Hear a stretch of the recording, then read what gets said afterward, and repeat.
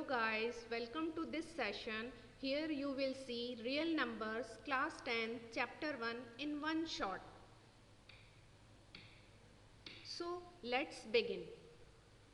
This is mind map for recap your all concepts. First of all, we have learned under the chapter real numbers Euclid's division lemma, जो हमारे बचपन वाले simple division fact पर based है। A and B integers हैं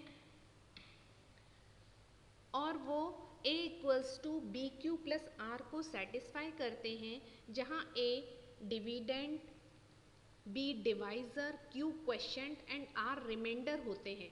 और उस पर कंडीशन ये है कि रिमाइंडर 0 या 0 से बड़ा होता है पर ऑलवेज डिवाइजर से तो छोटा होता है।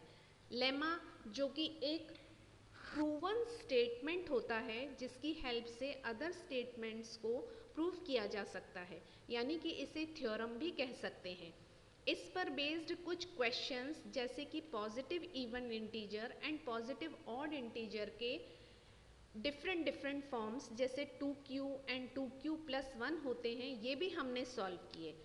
फिर यूक्लिड्स डिवीजन एल्गोरिदम की हेल्प से दो नंबर्स का लॉन्ग डिवीजन से एचसीएफ फाइंड किया and according to division lemma इस डिवीजन की वेल डिफाइंड हमने स्टेप्स भी लिखी, और यही तो एल्गोरिदम है।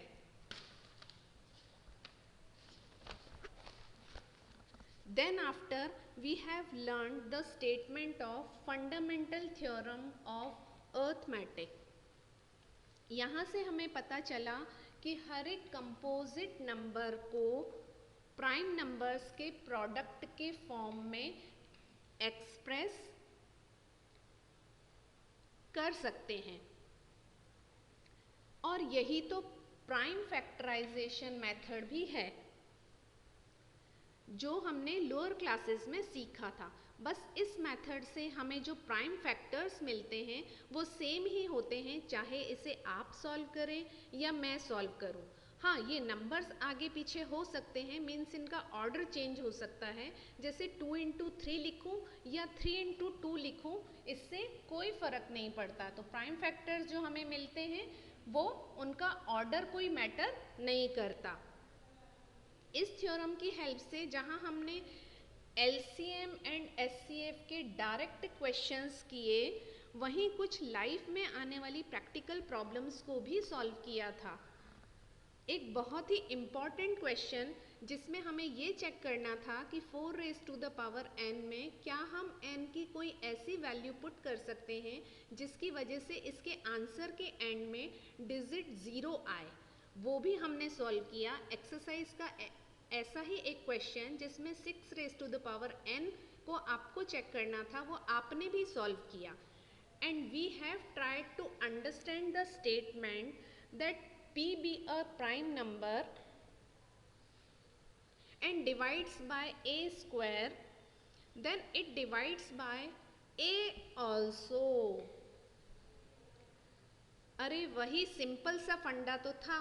25 अगर 5 से डिवाइड हो रहा है तो 5 जो है वो 5 से भी तो डिवाइड होगा ही ना।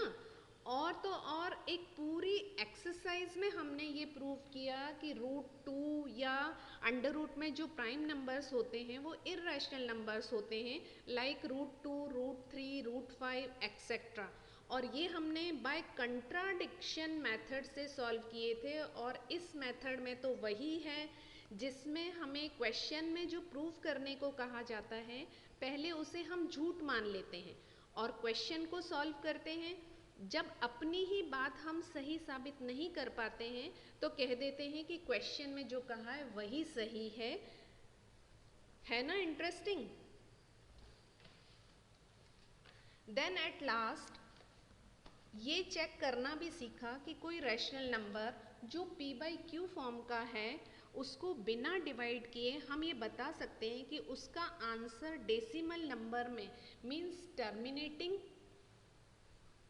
या नॉन टर्मिनेटिंग रिपीटिंग होगा। इसे चेक करने के लिए हमने क्या किया था, डिनोमिनेटर के प्राइम फैक्टर्स फाइंड किए थे, और अगर वो 2 raise to the power n multiplied by 5 raise to the power m के फॉर्म में हो तो हमारा डिवीजन टर्मिनेटिंग होगा, और otherwise non terminating repeating. And on the basis of this concept, we have solved our last exercise, and that is very simple, you all know. So students, remember this map in your mind.